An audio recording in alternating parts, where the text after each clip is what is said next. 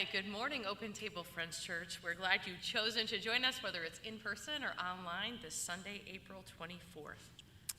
Please take a moment to go to opentablefriends.org and fill out our connection card. We'd like everyone to do this each and every week, even if you're watching this online later today, which is Sunday, or later on during the week, just so that we know who's there with us.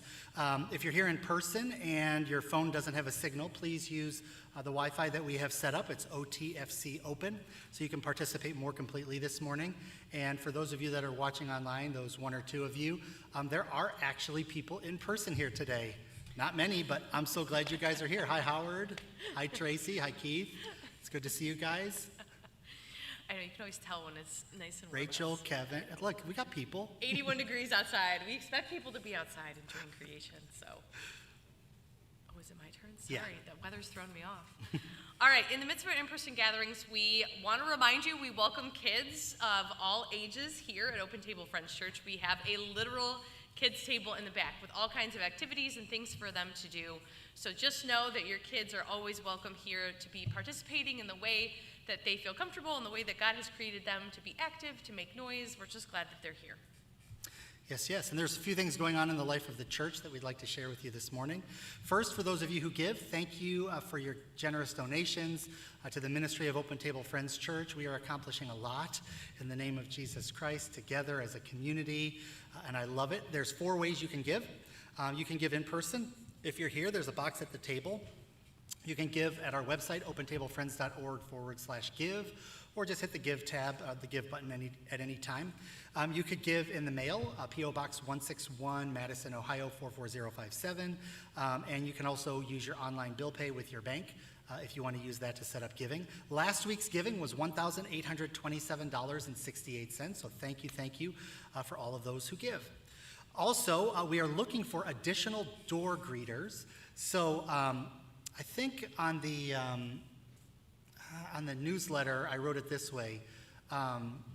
Are you nice and friendly, or can you play nice for a half hour every once in a while on a Sunday? So we're just looking for friendly faces at the door, if that's something that you'd like to do. Even if you've never been with us in person before and you'd like to sign up for that, please use the connection card. There's a little checkbox to check off if you'd like to volunteer for that, and we'll reach out to you and get you on the schedule. Awesome. All right, a few other announcements. A reminder about Heather's Midweek Connection on Facebook Live. She tends to do that Wednesdays, 7 p.m. And even if you aren't able to catch it live, maybe you, again, are busy on a Wednesday at 7, you can always go back and rewatch that. But it's just a great opportunity to check in and be connected to each other here at Open Table Friends. Also, we had said last week, we have signed up to have a booth or have a table at both Pride events that are happening locally on June 11th. So there's one happening in Lake County, and there's another one happening in Ashtabula County. So we have to be in 2 places at one time on one day. But we're excited to be a part of this. We did the Ashtabula Pride event last year, and it was a great event. So we're looking for some people to volunteer to represent Open Table Friends Church, to just sit at a booth, to be friendly, to give away any swag that we get, to let people know who we are. So if that's something you might be interested in doing, again, we're looking for volunteers. It's Saturday, June 11th. You can go to our website, opentablefriends.org, and there is a sign-up, an online sign-up, right there on the website. Or if you're here in person, you can mark it on a connection card. Just let us know, and let us know which event. I know online, if you sign up, it gives you the option to choose Lake County or Ashtabula County. But if you're signing up in person and fill out that connection card, just let us know which one you'd like to be a part of. And then finally, a reminder that we have a summer picnic, fellowship picnic date on the calendar. We have a location secured. It is going to be here in Madison at Stanton Park, the same place we held some of our in-person services last summer. And that's going to be happening on Sunday, July 31st. So whether you're in person or you're watching online and you're out of town and you'd love to join us, we're trying to give you that date ahead of time so maybe you can make some summer plans and be a part of our big picnic together in the middle of the summer. Now it's time for our kids table and coffee table segments, so gather around, kids of all ages, and take it away, Mr. Stephen. Hi, kids. I'm Claire. This is Gabby. This is Gabby. And this is Mr. Stephen. And welcome back to the kids table.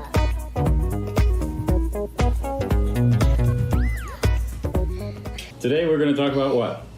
Nothing. Simplicity. It's very similar. And simplicity is kind of having less than we want, but also having what we need. Look for the bare necessities, the simple bare necessities. Forget about your worries and your strife. I mean the bare necessities, so that the bear can rest at ease. So, I ask us to think of this question. What is it that we absolutely need in our lives? What do you need, Claire? Water. Water, very good. How about you, McCulvey? What do you need? Food. Food. Very good. Gregory, what do you need? Milk. Shelter? I said milk. Oh, he said milk. That is also important, yes. There are some basic needs that we as human beings have, and they include water, food, shelter, fire, and milk. And it's important not only that we as individuals have them, but that we understand that everybody needs them, and that we help everybody to have those basic core needs. Sometimes when it comes to simplicity, we as humans want more or think we need more. What are things that you want that you think that you need in your life? Pool. A pool? Yes. Yeah. How about you, McCovey? Water getting splashed on my face. Water getting splashed on your face? Yeah. And Gregory, what is something that you really, really like? Second. Tractor rides. Yep, very good. What is something you could do that would be more simple in your life, Claire? Playing outside instead of watching shows. That's a great idea. Helping bees. Helping the I'm bees. cleaning the sea. Taking care of all of the world instead of just ourselves. Yeah. I think that I need Wordle every day. And I am going to take the week to step back from playing that every single day because I think that it's distracting me sometimes. We hope that you have a great week ahead and keep thinking about simplicity and how we can simplify our lives around us. Thanks for joining us, kids. Bye-bye. Bye.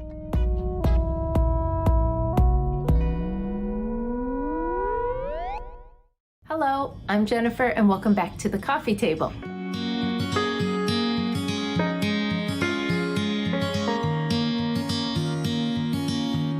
Today I am sharing the book Present Over Perfect by Shauna Niequist.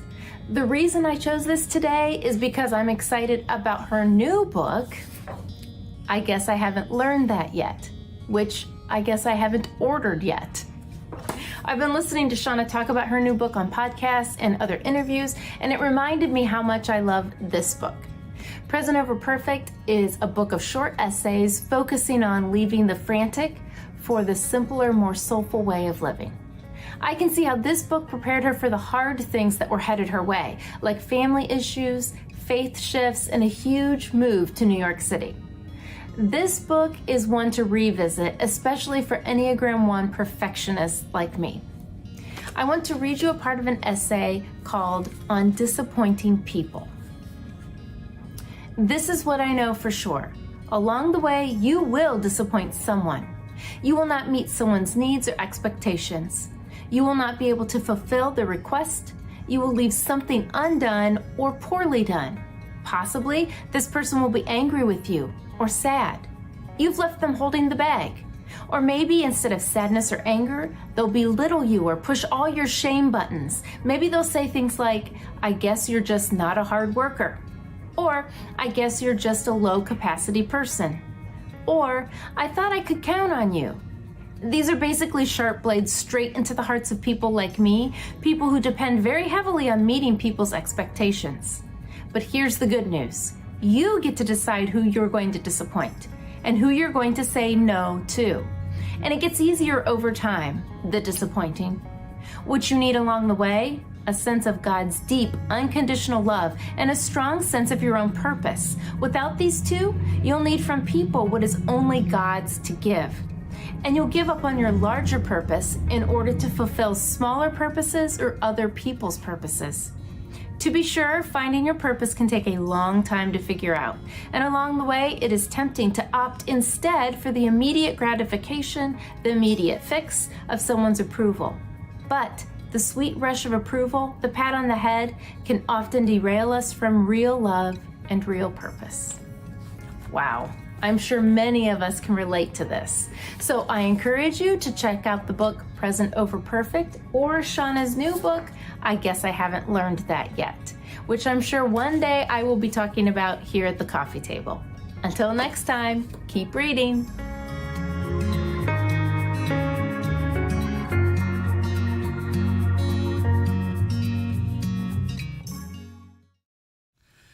Thank you so much, Jennifer. Thank you, Mr. Stephen and the Moncrief kids. We love, love, love learning all of the great things we get to learn through our special segments. Thank you so much. I was just really hit, actually, by that Shauna Niequist quote. Can you imagine telling someone the things that she mentioned? Oh my gosh. What was it, low capacity person or something? I don't know, man. I can't imagine being that rude to someone, but anyway. Sounds like a really good book. Maybe I need to read it. In a moment, we're going to spend some time together worshiping in song, either right here in person or from your own homes. So get comfortable wherever you are and experience this time in whatever way makes the most sense to you. Sing out loud, you can listen, you can pray, whatever works. During these songs, we want to encourage you to write down your prayer requests and praises in the comments, and I'll pray for them, or Liz will pray for them when we're done singing. So now let's get to our worship and song together.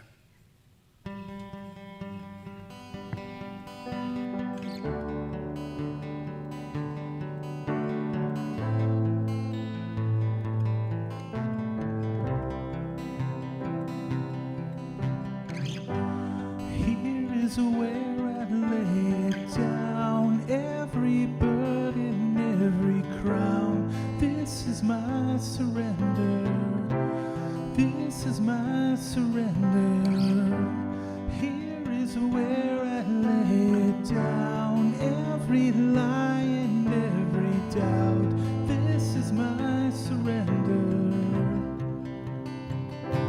And I will make room for you. Whatever you want to do whatever you want to, and I will make room for you to do whatever you want to do whatever you want to.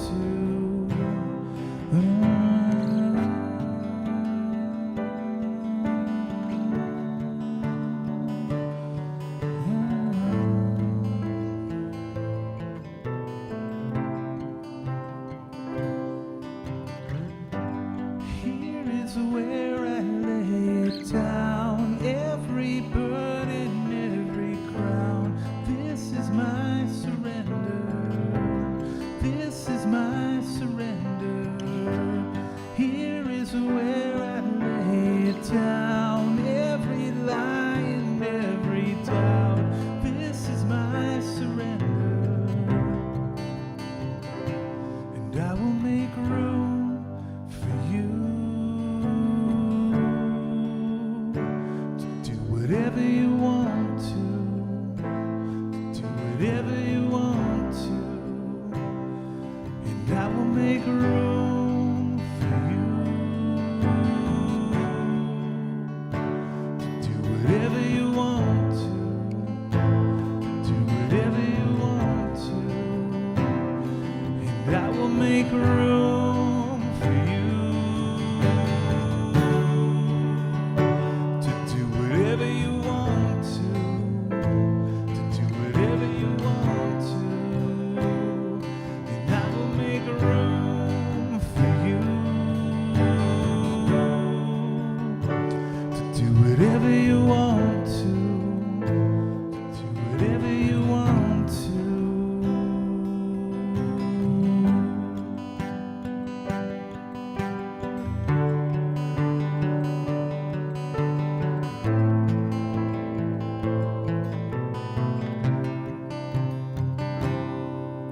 Shake up the ground of all my tradition, break down the walls of all my religion. Your way is better, your way is better.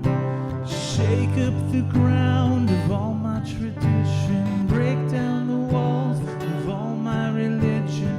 Your way is better, your way is better. Shake up the ground of all my tradition, break down the walls of all my religion. Your way is better, your way is better. Shake up the ground of all my tradition, break down the walls of all my religion.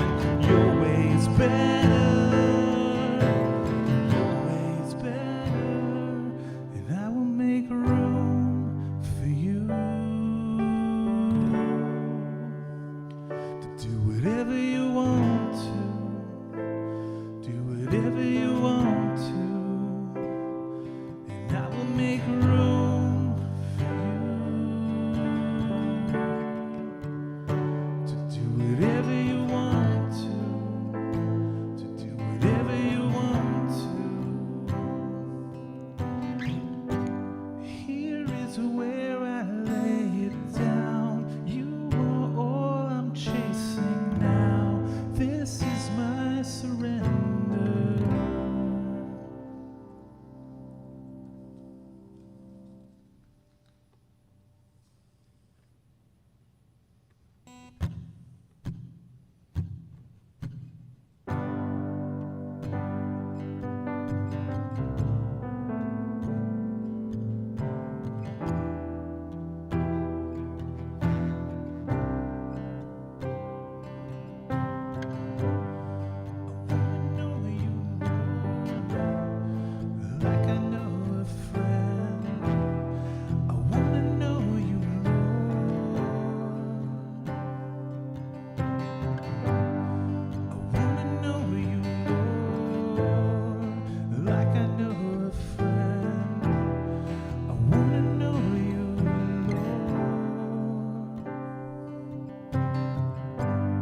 So I'm laying down all my religion, and I'm laying down, I wanna know you, Lord.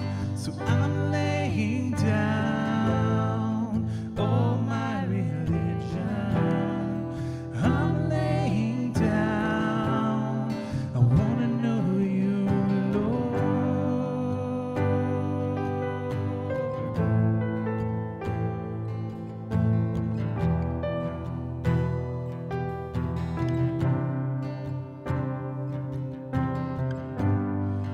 And I used to think that I could box you in, but I'm laying down, I wanna know you, Lord. And I used to think that I could box you in, but I'm laying down, I wanna know you, Lord. So I'm laying down all my religion, I'm laying down, I wanna know you, Lord. I'm laying down all my religion, I'm laying down, I wanna know you, Lord.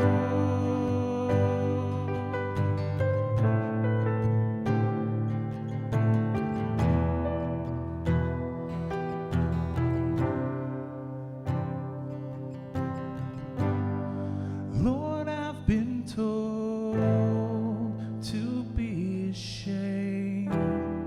Lord, I've been told I don't measure up. Lord, I've been told I'm not good enough, but you're here with me.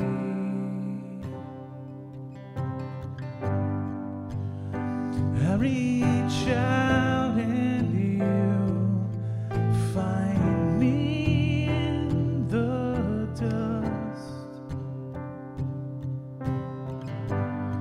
and you say no amount of untruths can separate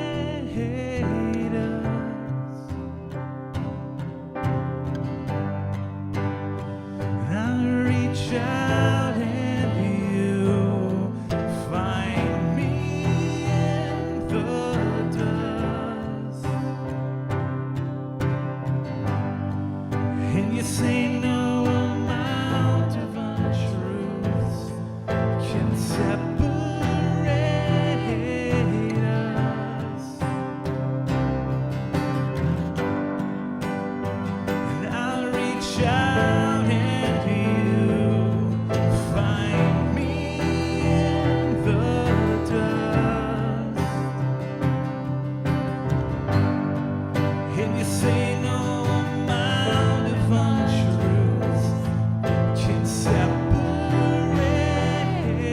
us.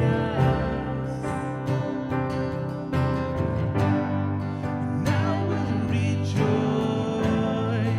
in the simple gospel. I will rejoice in you, Lord. I will rejoice in the simple gospel. I will rejoice in you, Lord. And I will rejoice in the simple gospel. I will rejoice in you, Lord.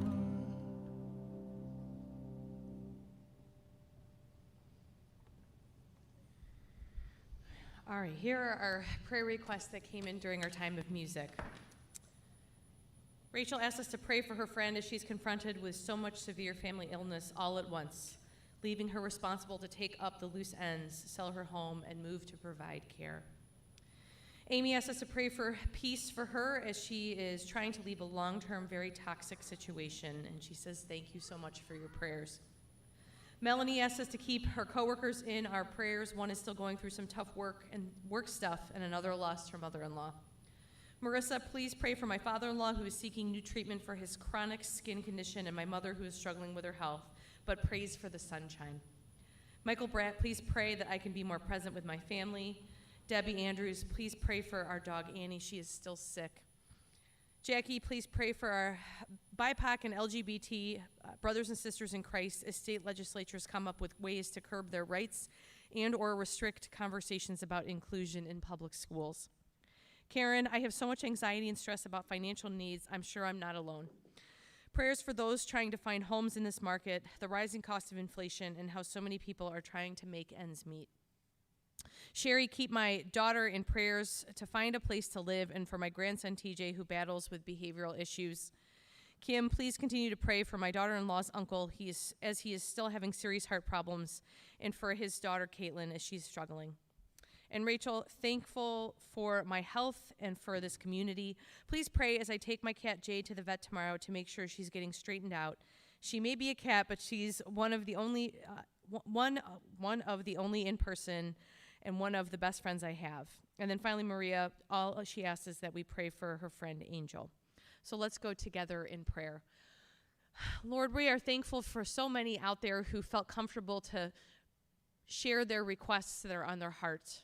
The people in their lives, their own needs, the things going on in the lives of those whom they love. Lord, we lift up all of these prayers to you. So many who are asking for prayers for healing, for safety, for financial needs, for guidance, for provision, Lord. All of these things, these needs, we lay out to you, though you know our needs already. I love what Karen said about knowing that as she is trying to make decisions and her own needs, that she's not alone in those needs. And that's the truth, God, is that so many times we feel like we're struggling by ourselves, when if we just admit our need out loud, we find out we're not the only ones. So Lord, help us to be mindful of that as we walk through these difficult situations or as we walk alongside others, may they know and may we be reminded that we're not alone, that we have others who are part of this community, as well as we have you who knows and cares for our every need as well. And no need is too small. I love that people ask for prayers for their animals, because we know, especially during COVID, animals have been some of the closest companions we've had. And they are family to many of us. So, Lord, provide for those needs as well. Thank you for the sunshine outside, for the warmth, though I know it may be short-lived in Northeast Ohio. It is just a beautiful reminder of new life, and that maybe this dark and gray and cold winter time is almost over, Lord. So help us to enjoy the weather. For those of us who are here in Northeast Ohio, I guess there are others watching who may not have access to beautiful weather. But Lord, help us to give thanks for those times when we can be reminded of new life and new things to come. It's in your name we pray. Amen. Now, as we get into our teaching today, if I can get my thing to turn on, although I should really have this almost memorized, We want to remind you that here at the open table, we desire that you find faith among us, regardless of where your faith has taken you. We desire that you find hope among us, regardless of how much or how little you have right now. We desire that you find restoration among us, no matter where you've experienced brokenness. And we desire that you find love among us, period. Now let's get to our teaching today. Thank you so much, Liz, and I echo what Liz said. Thank you for those of you who are vulnerable enough to share your prayer requests and praises with us. We love to be part of a community where we can be praying for each other. It's such a good thing.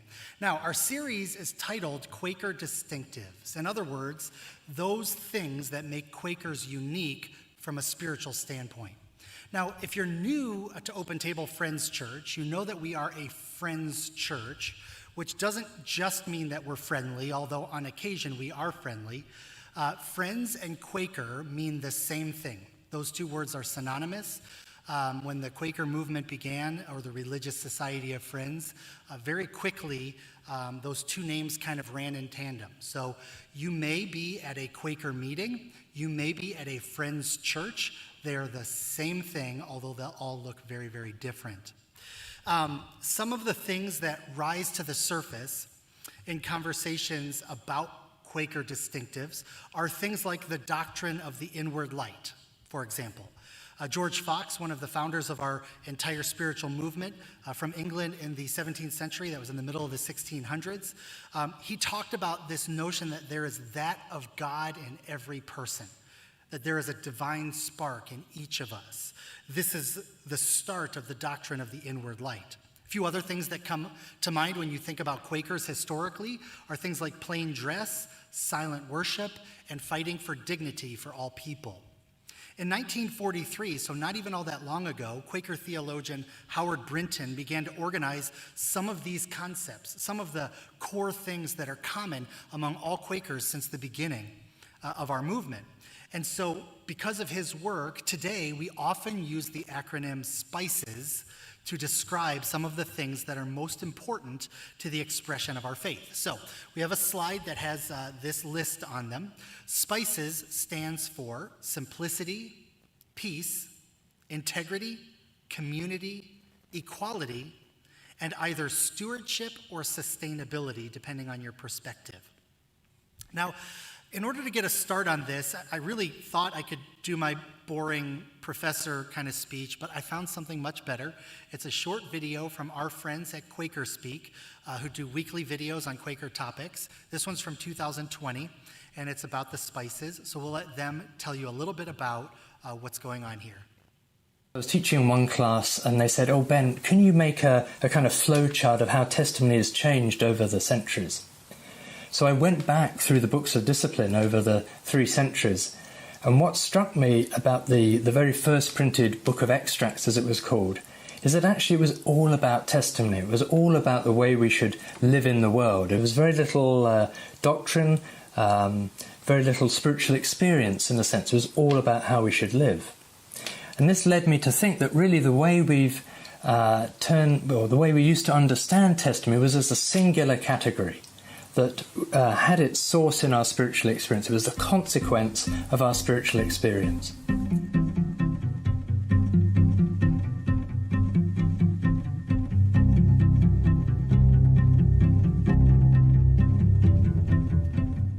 When Quakers are asked what they believe, we're at a disadvantage. We don't have the Book of Common Prayer. We don't have the Nicene Creed or the Apostles' Creed to cite.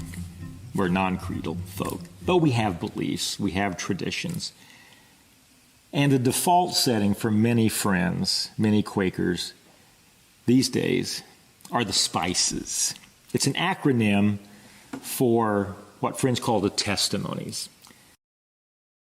So sort of the way that I see it is a Quaker testimony is my reality, my experience of God that I want to share with you because I've lived it, I've breathed it, this has been my thing. When we talk about Quaker testimonies, we tend to think of a list of expressions of that we as Quakers have historically held.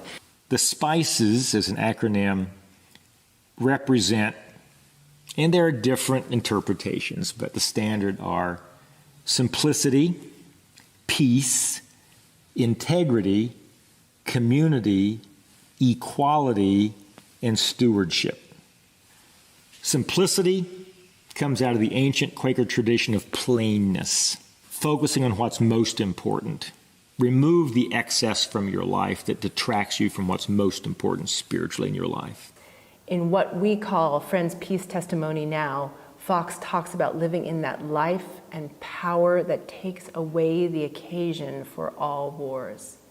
And I think that life and power part is the soil that we need to nurture to be in that life and power that takes away the occasion for all sorts of violence and helps us move out of the comfort of the institutions we've built and into some new space.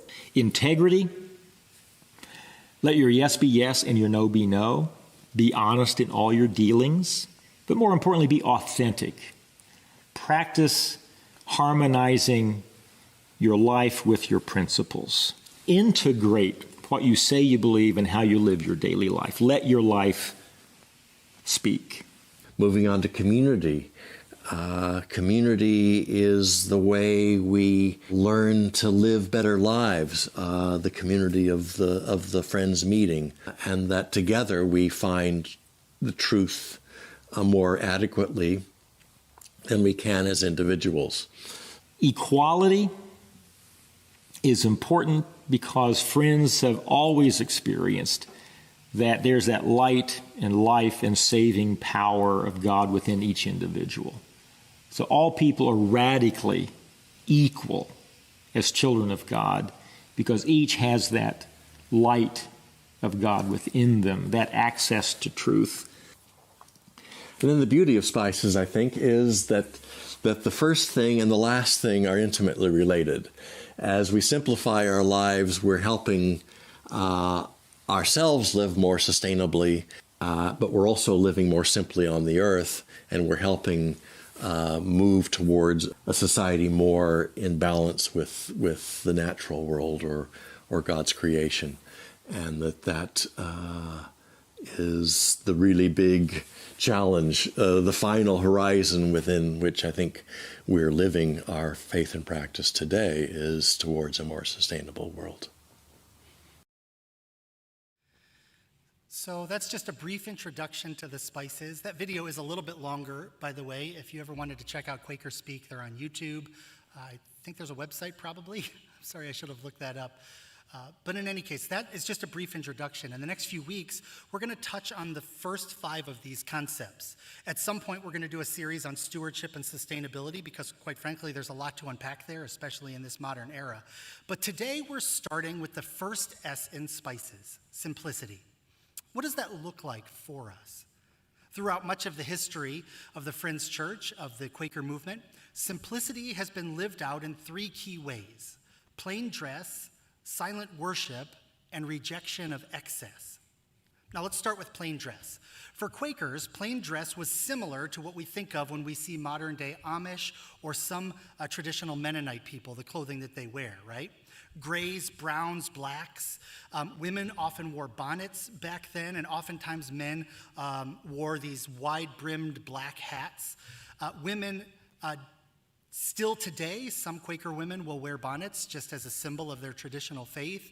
The wide-brimmed black hats have made way, at least in my life, to ball caps, although I would love to own a wide-brim hat someday. They are extremely expensive. I know, I've looked. But in any case, unlike the Amish, for Quakers, plain dress was not a dogmatic position, right? It wasn't a prescribed outfit per se. In fact, one way that vanity crept into the Quaker movement over the years that never happened among Mennonites or Amish people is that the black hats that I talked about, the wide-brimmed hats, there was a few decades where the wider your hat was, the better a Quaker you were considered. And so simplicity and plain dress wasn't always there, sometimes more symbolically than in truth. But ultimately, plain dress was important to early Quakers and still is today. The concept of plain dress is able to be lived out in the modern era, even if we're not going to wear black, gray, and brown, even if the women here don't want to put on bonnets, although maybe there's a good use for them, I don't know. Take blue jeans, for example. In Quaker meetings and Friends churches all over the world today, you're going to rarely find people dressed super fancy at all. And some might think, oh, this is one of those come-as-you-are churches. I don't have to dress up. I belong no matter what. And that's certainly true. At Open Table Friends Church, you are welcome regardless of what you're wearing. That is absolutely not an issue for us. But the concept of blue jeans is this. These are common items of clothing, right? They can be purchased at a low cost. They can certainly be purchased at a high cost as well, but you don't have to be wealthy to own blue jeans. They don't typically draw attention away from the matter at hand. Blue jeans don't typically draw away from God. So for the most part, unless I'm at a wedding or a funeral, I personally, when I live out my religious life, I'm wearing blue jeans or cargo shorts, but that's more because I'm a dad and not necessarily because of my Quaker beliefs. But let me give you an example of what can happen when clothing becomes a distraction. Just last week, a prominent California megachurch pastor received ridicule online because of an Instagram post he made. I know, right? A religious person being ridiculed online for an Instagram post. Shocking. But in this case, he made this post, and it included a photo of him on the platform of his church while he was preaching, and he made note of the clothing that he was wearing, the clothing that he received as a gift from one of the members of his congregation. Now, this particular member of his congregation happens to be the owner of a super high-end clothing brand. And when I say super high-end clothing brand, the chances are, if you're participating in a gathering for worship at Open Table Friends Church today, you cannot afford this particular clothing brand, okay? It was that expensive. So essentially, he was wearing fancy clothes, and he made a note to point out on Instagram about his clothes and that it was a gift from someone who attended his church.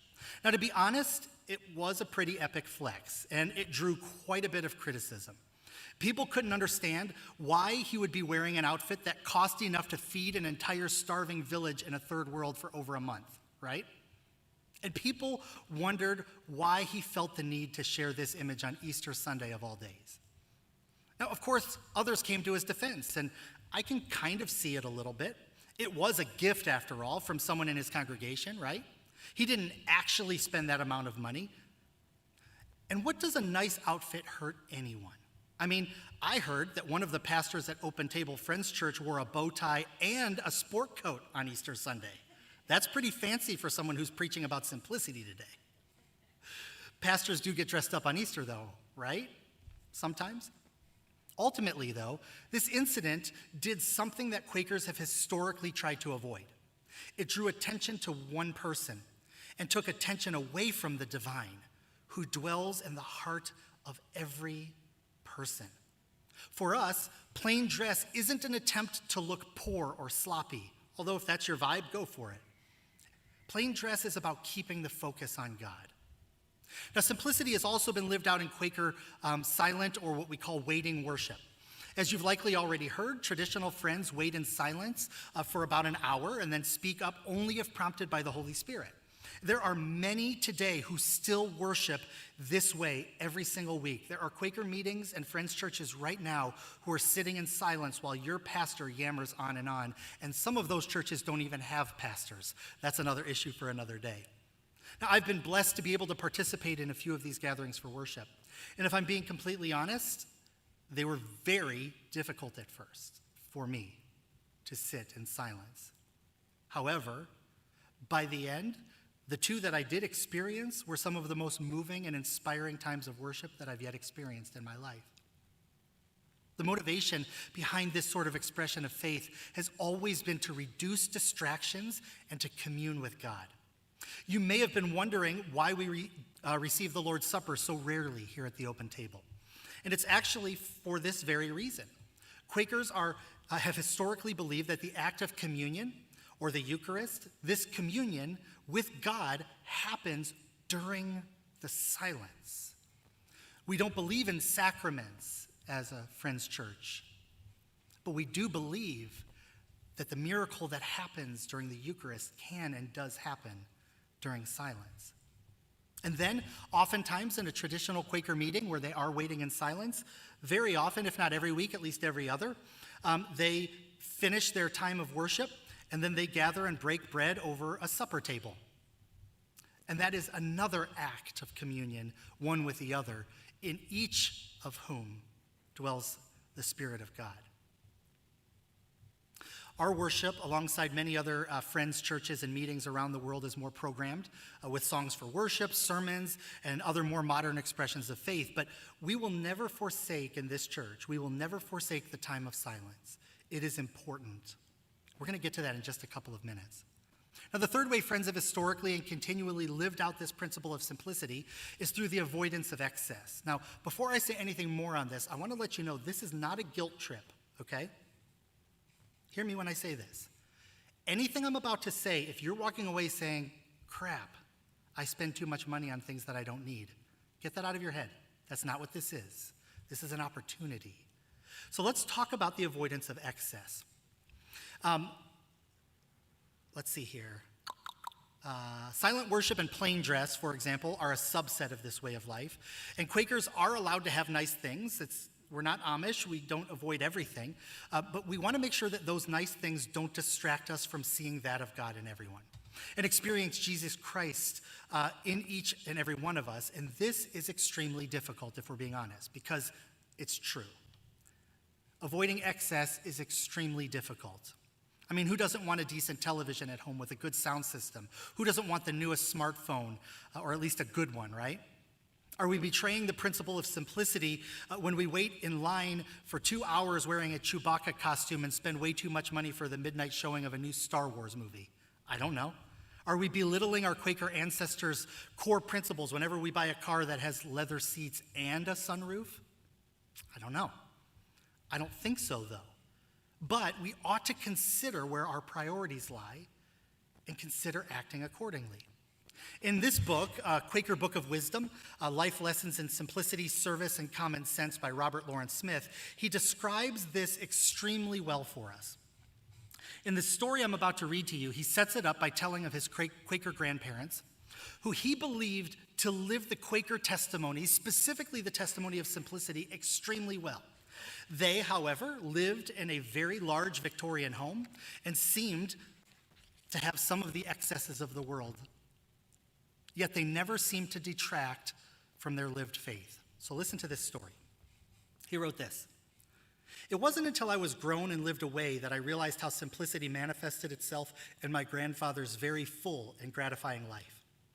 What I recalled with sudden insight is something that often happened after a grand Sunday dinner. Picture the family in the 1930s, my two sisters and I, my mother and dad, sitting at the table on Sunday after meeting for worship with grandfather and grandmother, our heads bowed in silent Quaker grace. Raising his head, grandfather broke the silence, and somehow, as if by magic, the pantry door swung open and in swept Christine, the cook, with a substantial roast chicken, complete with fixings, and followed by homemade ice cream and cake. But it was the after-dinner ritual that stuck with me all my life and that symbolizes for me the true meaning of simplicity. Grandfather would often propose a drive to the Pines, the Jersey Pinelands that began about 15 miles east of Morristown and extended for 40 miles or so into the Atlantic coast.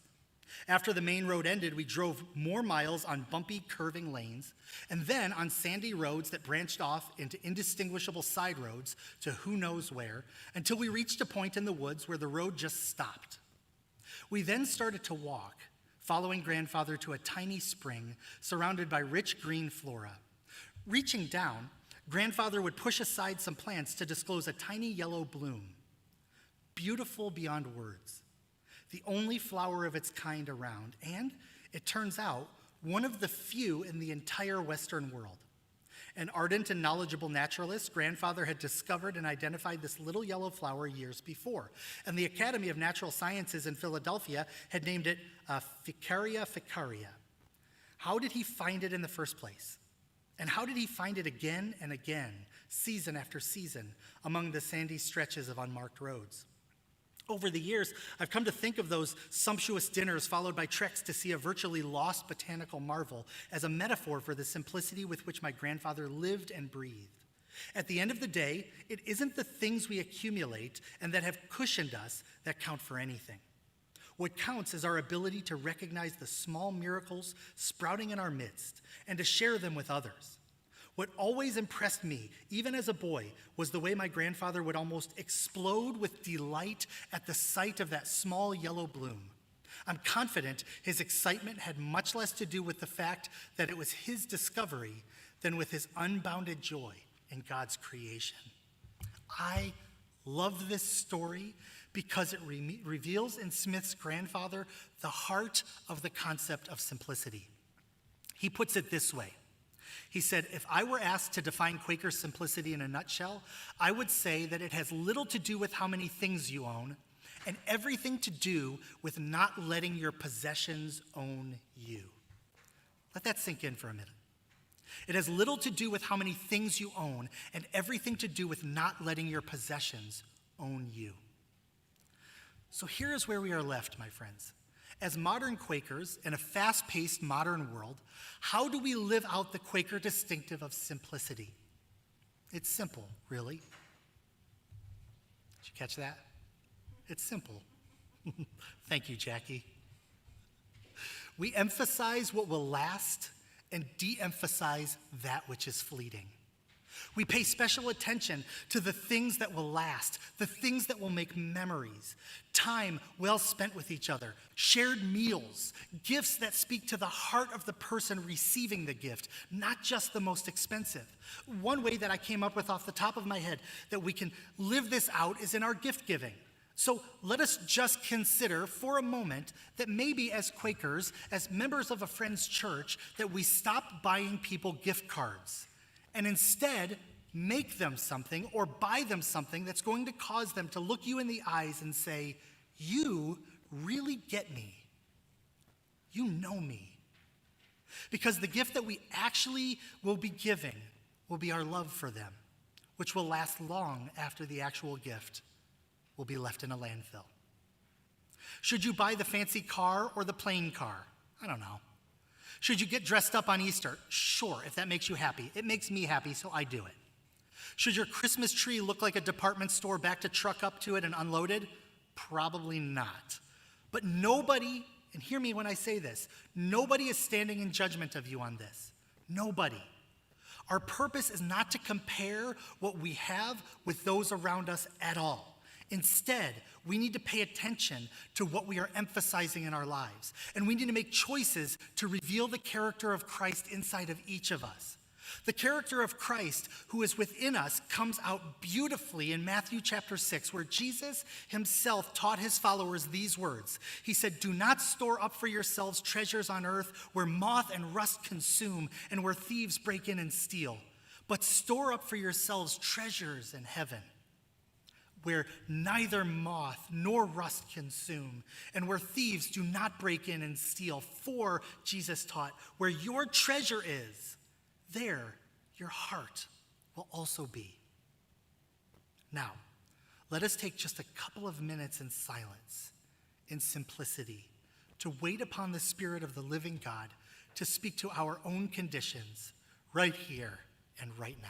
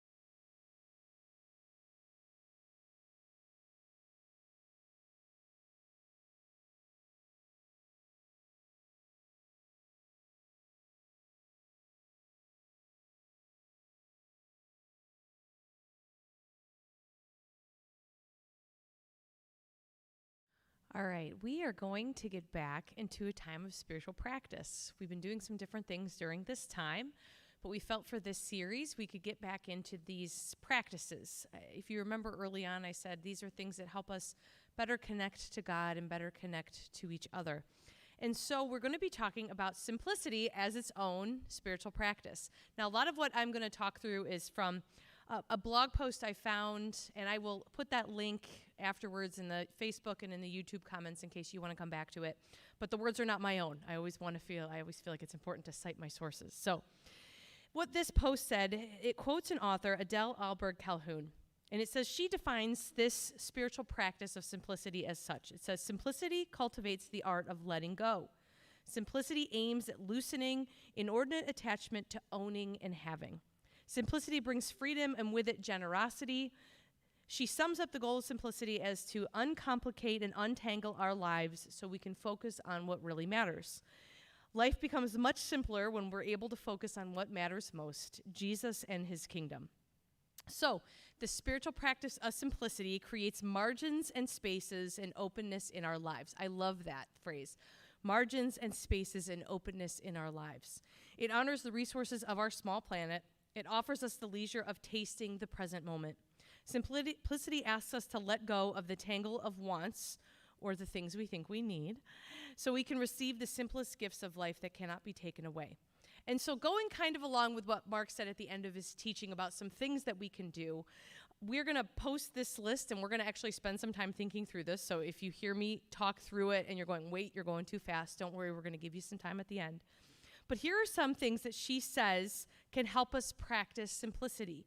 The first one, assessing the things and activities that keep life convoluted. There's some music. That's all right. We'll come back. And we're working to simplify those things. The second one, setting priorities that flow from loving God above all else. The third one, downsizing possessions. The fourth one, cutting back on shopping and discretionary spending. The fifth one, eating simple foods. The sixth one, enjoying simple pleasures that require no expense. And the last one, removing distractions and preoccupations with things. And she says, as we begin to try to integrate some of those things into our lives, the resultant God-given fruit are these things. Living an uncluttered life, which is my dream. Becoming a clearer and more distilled person. Creating more space in your life for loving and serving God. Experiencing freedom from envy and entitlement, being able to let go, and staking your identity in God's love and not accumulating possessions. So, the spiritual practice for this week, like I said, we're going to give you a minute to go back over that first list and find one thing that you can try this week. Again, it's not about big changes. It's about one small, tiny thing that you can do. And I want to give you an example. I love that actually Stephen talked about the Wordle in the kids' table and giving that up, right? And that creates more space in his life for maybe the things of God or maybe the people of God.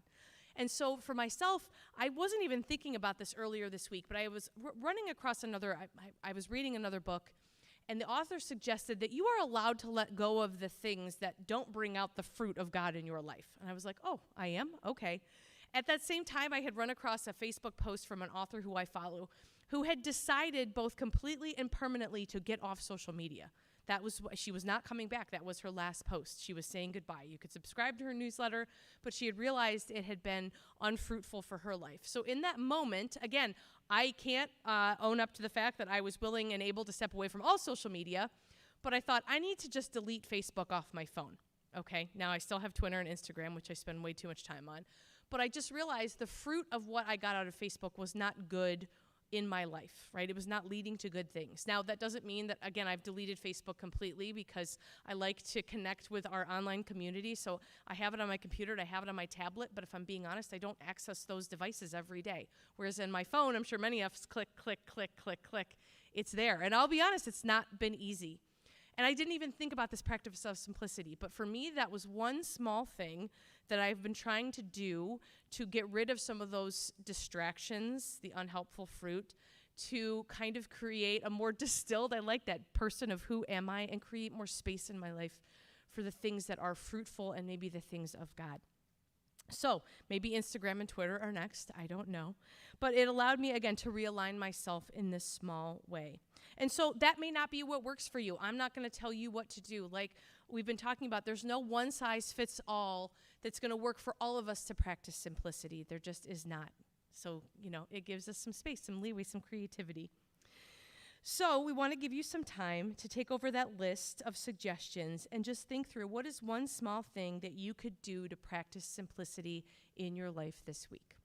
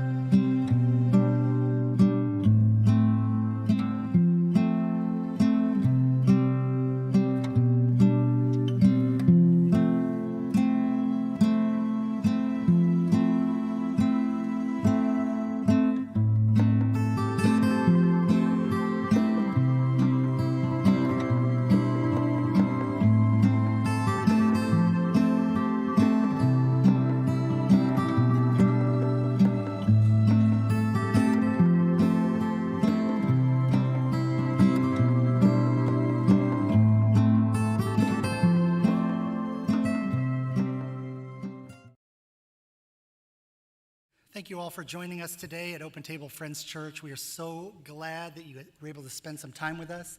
If you are watching this, later in the day after it's not live anymore or later in the week, we're so glad you were able to join us. Please make sure that you all fill out the connection card on opentablefriends.org right on the front page. A couple other quick things before we go. Our midweek connection is going to be this Wednesday at 7, every week at 7 on Facebook Live. Our pal Heather Slaybaugh is going to lead us once again for about 10 or 15 minutes, so please join us for that. It's a wonderful, wonderful time. We are also looking for door greeter volunteers, so on the connection card you can check the box if you're interested in that.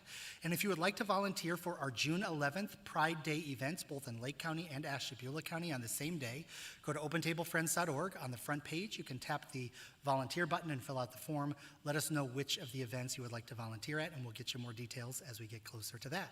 Again, thank you all for joining us. We hope that you have a great, great rest of your Sunday. We will see you next week, if not sooner. Bye.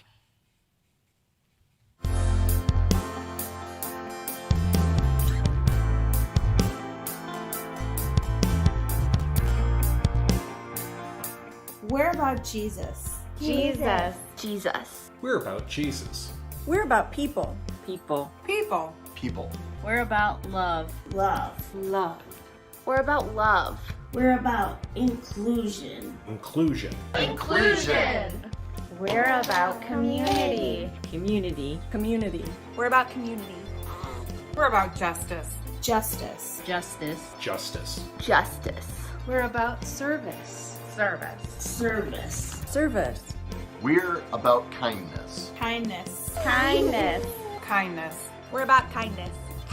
We're about learning. Learning. Learning. We're about learning. We're about fun. Fun. Are we about fun?